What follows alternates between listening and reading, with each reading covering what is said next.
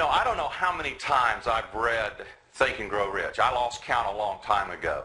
But every time I read it, every time I study it, I see something I didn't see before. I see some hidden principles, some hidden ideas.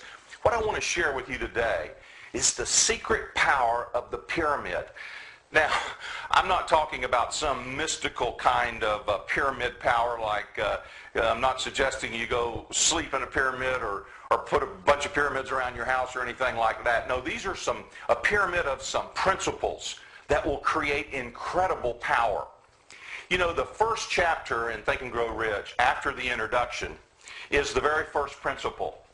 And it's the principle that Napoleon Hill calls desire. That's chapter 2, Think and Grow Rich. Now, he talks about desire and how important it is. In fact, he says desire is the beginning of all achievement. Desire is the beginning of all achievement. Now, he says, and he makes this reference countless times throughout the book, he defines it and describes it as a white-hot desire. A white-hot. The first couple of times I read that, I had to go look up. I wanted to know what white-hot meant. I mean, I knew kind of intellectually what it meant, but I wanted a deeper understanding of it. When he wrote the book in 1937, or when he came out with the book in 1937, many people in the world were employed in these large factories where these big kilns and these big fires burned. And a hot fire, the hottest fire, is a fire that the color of it is white hot. So what he was trying to communicate in words of the day was you needed to have the hottest desire that you could possibly create. That's the first fundamental principle in whatever it is you want to do in becoming successful, is that white-hot desire. Then you go to the next chapter and you find the second principle. He calls it faith. I, a lot of times, will use the word belief. Belief and faith are cousins, first cousins. They basically mean the same thing. Now, if you look at Hill's book, Hill says faith is the most powerful force on earth. And you find references to that throughout all of the ancient wisdom. If you read the Christian Bible, there's a passage in there about the faith just the size of a mustard seed, which is one of the smallest seeds. Faith the size of a mustard seed is enough to move mountains. That was the example used there. That's a very, very powerful principle if that little bit of faith has that much power. And in fact, it does. You can do amazing things if you have belief, if you have faith. Hill says that those two principles must be present to have any type of success at all. You're not likely to move forward without both of those. Sometimes now, we won't begin with the white-hot desire. There's been many times when I started things that I had a desire, but it wasn't necessarily white-hot. I'm going to show you in a minute how you take a normal desire and you turn it into a white-hot desire. So we've got our desire. We begin to work on our faith and our belief, and we must do that before we can go to principle number 3, which is the principle of action. Now, Hill calls it decision. That's the name of the chapter, decision. You must have faith before you act. In fact, James Allen, who wrote As a Man Thinketh, says, belief precedes all action. You're not likely to take action if you have no belief, no faith. You're not likely to make the decision if you have no belief, you have no faith. So that's why these follow in the order that they do, not just in Hill's book, but in the order of principles. When we go after something, this is how we must develop it. If you start trying to take action before desire, before faith are there, then you're not going to act very long. In fact, your actions will be very weak.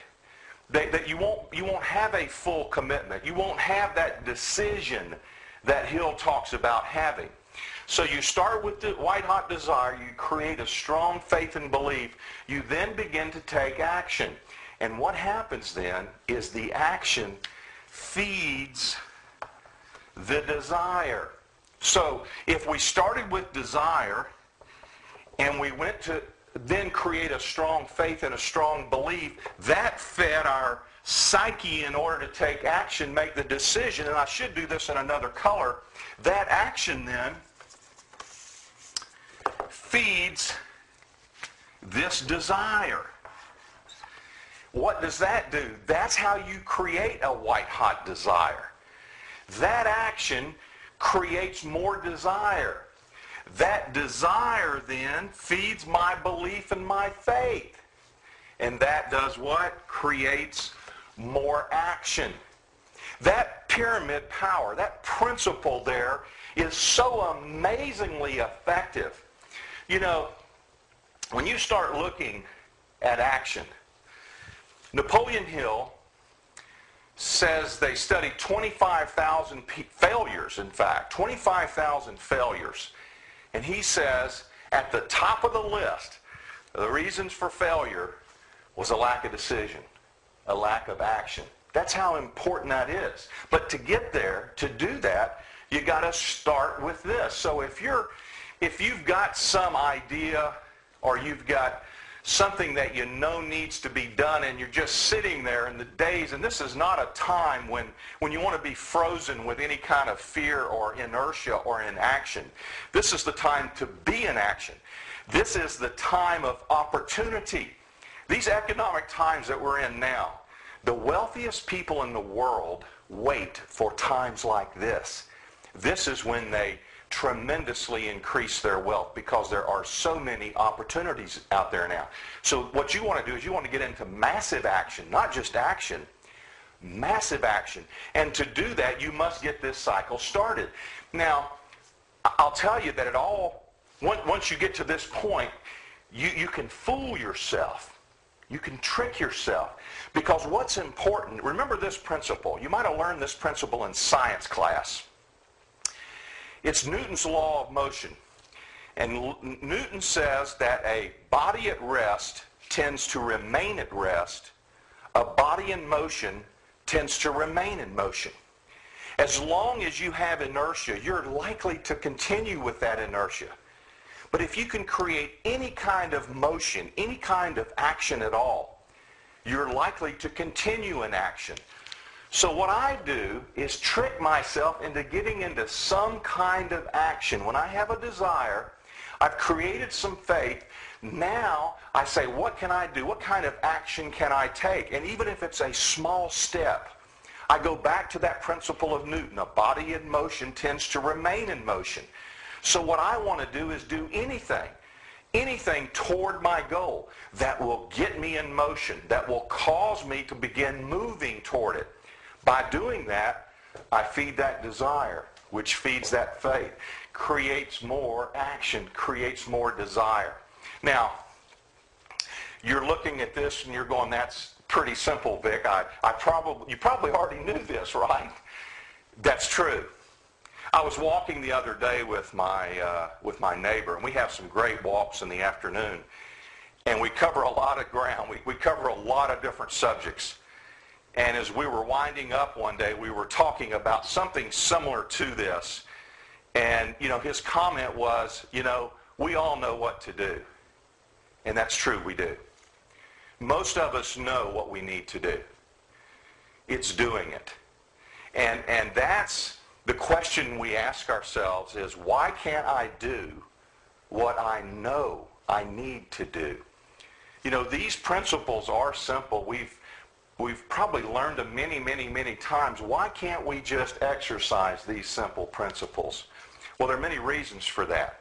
Sometimes it's a self-esteem issue. Sometimes we have this sense of unworthiness of being successful. We don't believe that we deserve success. And that's going to affect all of these elements. It's certainly going to affect our faith and belief. It's going to affect the action that we take. When we conquer the way that we process failure, it'll be very easy to do the principles. When we grow that self-esteem, it'll be very easy to do the principles.